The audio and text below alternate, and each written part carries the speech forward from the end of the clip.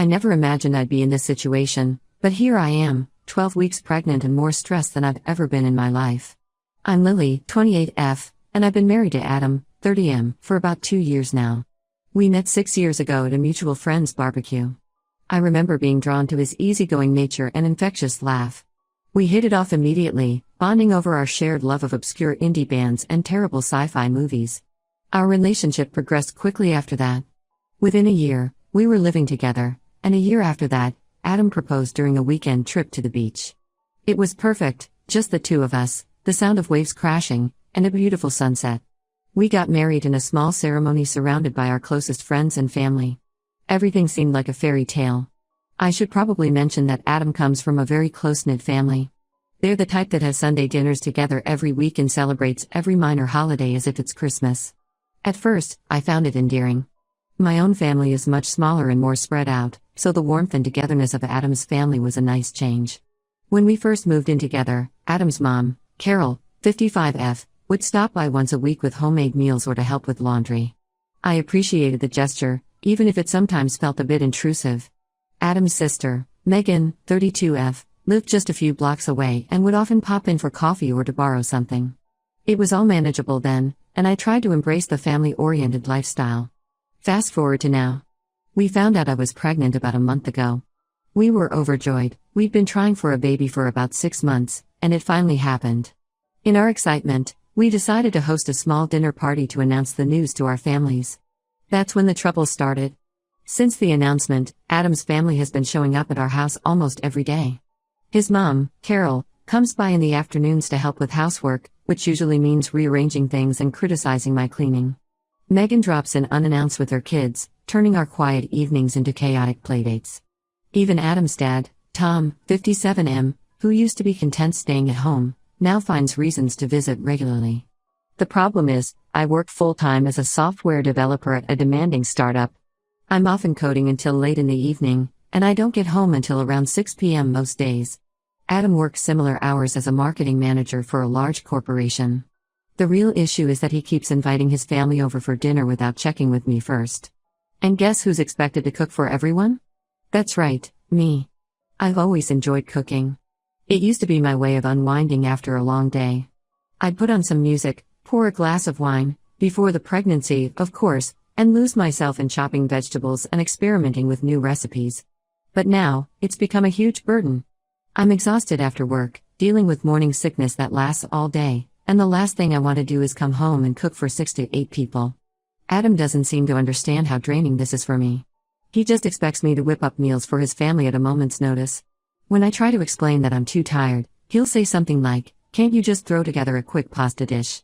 As if feeding a crowd is no big deal. I've tried talking to Adam about this multiple times.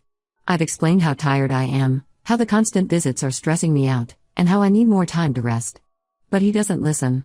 He just says, "They're family, Lily. We can't turn them away." It's like he's completely blind to my needs. The situation is starting to affect my work. I'm falling behind on projects because I'm so exhausted all the time. My team leader has noticed and asked if everything was okay. I didn't know what to say. How do you explain that your husband's family is driving you to the brink of a breakdown? Last week, things came to a head. I had a particularly rough day at work. We were launching a new feature, and there were last-minute bugs that needed fixing. I didn't leave the office until 7 p.m., and I was feeling especially nauseous. All I wanted was to crawl into bed with some crackers and ginger ale. Instead, I came home to find Adam's parents, sister, brother-in-law, and their 2 kids all sitting in our living room. The kids were running around, screaming and knocking things over. Carol was in the kitchen, rifling through our cupboards and complaining about our lack of proper cooking utensils. Adam was lounging on the couch, beer in hand, looking completely relaxed. When he saw me, he cheerfully announced, "Look who's here. I told them you wouldn't mind whipping up dinner for everyone." That was the last straw. I lost it. I snapped at him, saying, "Then you can cook for them," and stormed off to our bedroom. Adam followed me, furious. He accused me of being disrespectful to his family and embarrassing him. We had a huge argument where he said I was trying to come between him and his family. I couldn't believe what I was hearing. All I wanted was some peace and time to rest during my pregnancy. The next day, I packed a bag and went to stay with my parents. They live about an hour away, in the same town where I grew up. Being back in my childhood home has been both comforting and strange. My mom, 59F, has been wonderfully supportive, making sure I eat properly and get enough rest. My dad, 61M, is quieter about the whole thing, but I can tell he's worried. It's been a week and Adam has barely reached out. He sent one text asking when I'm coming home, but that's it. No apology, no acknowledgement of my feelings. I'm starting to wonder if he even cares that I'm gone. I'm at a loss. I love Adam, I really do. When it's just the two of us, things are great. He can be thoughtful and caring, and we still make each other laugh. But I can't handle this situation anymore. His family is constantly in our space, and he seems to care more about their feelings than mine. I'm worried about the stress affecting my pregnancy. My doctor has already commented on my elevated blood pressure at my last checkup. But I also don't want to break up my marriage. The thought of being a single mother terrifies me. Am I overreacting? Should I just suck it up and deal with the constant visits? Or am I right to stand my ground? I could really use some advice on how to handle this situation. I feel like I'm at a crossroads, and I don't know which way to turn. Update 1, it's been about 2 weeks since my last post, and a lot has happened.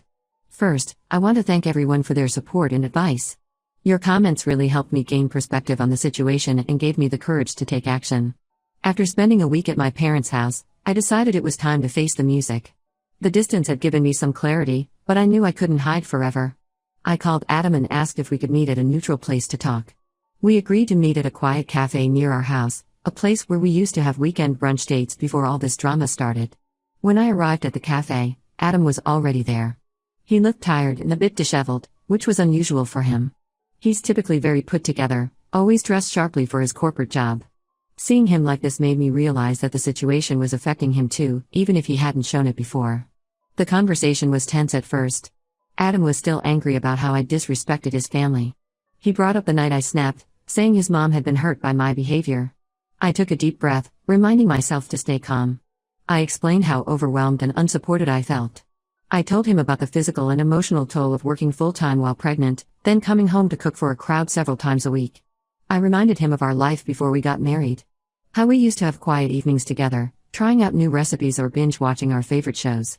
I told him I missed that connection with him, that it felt like his family had taken over our lives. To my surprise, Adam actually listened this time. He admitted he hadn't really considered how difficult it must be for me. He apologized for not being more considerate and for accusing me of trying to come between him and his family. He said he'd been so excited about becoming a father that he wanted to share every moment with his family, but he realized now that he'd gone overboard. We spent hours at that cafe, talking through our issues. It reminded me of our early dating days when we'd lose track of time just talking and laughing together. By the end of our conversation, we had agreed on some ground rules moving forward, like, no more surprise dinner guests. If Adam wants to invite his family over, he needs to discuss it with me first. If we do have dinner guests, Adam will be responsible for cooking or ordering takeout. We'll limit family visits to once a week, giving us more time to ourselves. Adam promised to be more attentive to my needs during the pregnancy. I felt cautiously optimistic as I moved back home. For about a week, Adam stuck to our agreement. He even cooked dinner one night when his sister Megan came over, and he made sure she left at a reasonable hour so I could get some rest. It felt like we were finally on the same page. But then, one evening, everything fell apart again. I had a particularly stressful day at work. We were behind schedule on a major project, and my boss had been breathing down my neck all day. I was looking forward to a quiet night in, maybe a warm bath and some Netflix. As I pulled into our driveway, I noticed an unfamiliar car parked in front of our house. My heart sank. When I walked in, I found Adam's mom, Carol, sitting in our living room. She had a stack of baby magazines on her lap and was talking animatedly about nursery designs. I looked at Adam, silently pleading with him to remember our agreement. He looked guilty but said nothing. Carol announced she was staying for dinner and started critiquing our house, saying it wasn't baby ready. She went on about how she had raised 3 children and knew exactly what we needed to do. I reminded Adam of our agreement, but he just shrugged and said, "It's just my mom, Lily. Don't make a big deal out of it." I felt betrayed and angry. All the progress we'd made seemed to evaporate in an instant. I excused myself and went to lie down, leaving Adam to deal with his mother. I could hear Carol's voice drifting up from the kitchen, talking about how sensitive pregnant women can be and how Adam needed to be patient with me. It took every ounce of self-control not to march downstairs and give her a piece of my mind. Later that night, after Carol had gone home, we had another argument. Adam accused me of being too sensitive and said I needed to be more accommodating to his family. I countered that he needed to respect our agreements and stand up for me. I reminded him of everything we'd talked about at the cafe, but it was like he'd forgotten it all. The argument ended with Adam sleeping on the couch and me feeling more alone than ever. I lay awake most of the night, rubbing my slightly swollen belly and wondering how things had gone so wrong. The next day, I called in sick to work. I couldn't face my team in this state. I spent the day researching pregnancy support groups and therapists in our area. I knew I needed help to navigate this situation, whether Adam was on board or not. I'm starting to wonder if this marriage can survive. The stress is affecting my health, and I'm worried about the baby. My morning sickness, which had started to subside, has come back full force. I've lost weight instead of gaining it, and my doctor is concerned. I've decided to schedule an appointment with a marriage counselor. If Adam won't go with me, I'll go alone. I need to figure out what's best for me and my baby, even if that means making some tough decisions. I love Adam, and I want our marriage to work. But I'm beginning to realize that love might not be enough. I need a partner who respects me, supports me, and puts our little family first. Right now, I'm not sure if Adam is that partner. Thank you all for listening. I'll update again when I have more news. Update 2. It's been a month since my last update, and I wish I had better news to share. The situation with Adam and his family has only gotten worse, despite my best efforts to salvage our relationship. After the incident with Carol's surprise visit, I went ahead and booked an appointment with a marriage counselor. I told Adam about it and asked him to come with me. He reluctantly agreed, but on the day of the appointment, he called to say he couldn't make it due to a work emergency. I was disappointed but decided to go alone. The counselor, Dr. Martinez, was a kind woman in her 50s with a calm demeanor that immediately put me at ease. She listened patiently as I poured out my frustrations and fears. She gave me strategies to communicate more effectively with Adam and set boundaries with his family. She also emphasized the importance of prioritizing my health and the baby's well-being during this stressful time. Armed with this advice, I tried once again to talk to Adam. I waited until we were both relaxed one evening, sitting on the porch swing we'd bought when we first moved in. I explained how his actions were affecting me and our unborn child. I told him I needed his support and understanding. For a moment, I thought I was getting through to him. He nodded along, squeezing my hand and promising to do better. But then, a few days later, everything fell apart again. I came home from work, exhausted as usual, to find our house full of people. Adam had invited his entire extended family over for a pre-baby celebration. There were at least 15 people crammed into our living room, including young children running around and making noise. I spotted Adam's Aunt Susan, who I'd only met twice before at family gatherings.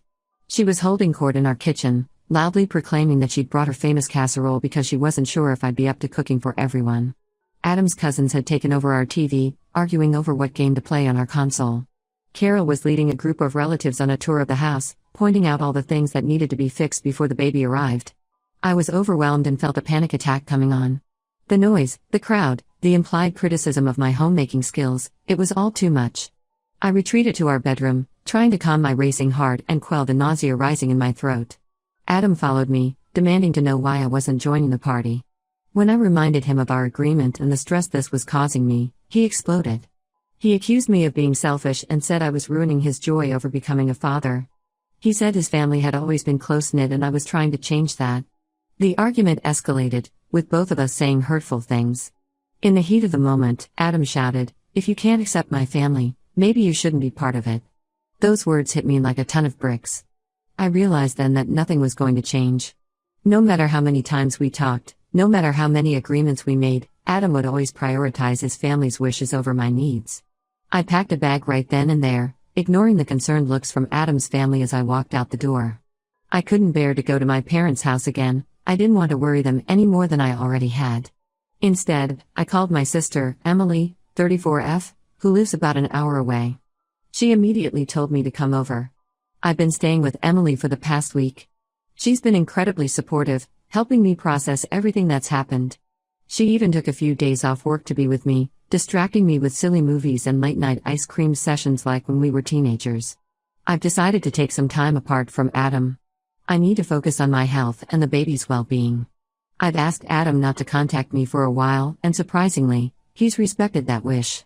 The only message I've received from him was a brief text asking if I was safe and if the baby was okay. I appreciated that he asked, but it also hurt that he didn't seem to care about my emotional state. I'm now 18 weeks pregnant and starting to show. Emily went with me to my latest doctor's appointment, holding my hand as we listened to the baby's heartbeat. It breaks my heart that what should be a joyous time has turned into such a nightmare. I'm considering my options moving forward, including the possibility of separation or divorce. It's not what I wanted, but I have to do what's best for me and my child. I've scheduled another appointment with Dr. Martinez to help me navigate this difficult time. I'm also looking into legal advice to understand my rights and options. Emily's friend is a family law attorney, and she's offered to give me a free consultation. For now, I'm taking things one day at a time. I'm trying to eat well, get enough rest, and stay positive for the baby's sake. Emily has been amazing, helping me set up a small space in her guest room as a temporary nursery. We've been shopping for maternity clothes and baby essentials, trying to focus on the joy of preparing for the baby's arrival rather than the sadness of my current situation. Thank you all for your continued support. Your kind words and advice have been a lifeline during this difficult time. I'll update again when I have more news. Update 3. It's been 2 months since my last update, and I'm now 26 weeks pregnant. A lot has changed, and I wanted to share the latest developments with you all. After spending 3 weeks at my sister's place, I realized I needed to make some permanent decisions. I couldn't keep living in limbo, especially with the baby on the way. I reached out to Adam and asked if we could meet to discuss our future. We met at the park where he proposed to me. It seemed fitting somehow, to come full circle to where our journey together began. The conversation was difficult, but necessary. Adam seemed different, more subdued and reflective. He told me he'd been doing a lot of thinking while I was gone. To my surprise, he apologized sincerely for his behavior. He admitted that he'd been so caught up in his excitement about becoming a father that he'd neglected my needs and feelings. He said he'd had long talks with his parents and sister, and they all realized how overwhelming their constant presence had been for me. Adam shared that he'd started seeing a therapist on his own, which honestly shocked me. He'd always been skeptical of therapy, saying it was for weak people. Hearing that he'd taken this step on his own showed me he was serious about changing. He asked if I would consider coming back home, promising things would be different. He said he'd set clear boundaries with his family, limiting their visits to once a week and always with advance notice. He also promised to take on more responsibility around the house, including cooking when we have guests. I was cautiously optimistic but still hesitant. I told Adam I needed more time to think about it. I went back to my sister's place and spent the next few days weighing my options. Emily was supportive but cautious, reminding me to put myself and the baby first, whatever I decided. After much consideration and discussions with my sister and Dr. Martinez, I decided to give our marriage another chance. I moved back home last week, and so far, Adam has been true to his word. His family hasn't visited once without calling ahead first. When his parents did come over for dinner last weekend, Adam cooked the entire meal himself. It wasn't perfect, the chicken was a bit dry and the vegetables overcooked, but the effort meant a lot to me. We've also been attending couples counseling together, which has been helping us communicate better and understand each other's perspectives. It's not always easy, and we've had a few heated moments during sessions, but we're both committed to making it work. I'm cautiously hopeful about our future. The baby is due in about 3 months, and I'm starting to feel excited again rather than stressed. We've been working on the nursery together, and it feels like we're finally on the same team. Adam has been much more attentive to my needs. He's been coming to all my prenatal appointments, asking questions, and taking notes. He even signed us up for a childbirth class, something I never thought he'd be interested in. His family has also made efforts to respect our boundaries. Carol called to apologize for her behavior, admitting she had been overbearing in her excitement about becoming a grandmother. She asked how she could support us better, which was a huge step forward. I know we still have a long way to go, and I'm staying vigilant to ensure Adam continues to respect my boundaries. But for now, I'm choosing to focus on the positive changes and hope for a brighter future for our little family.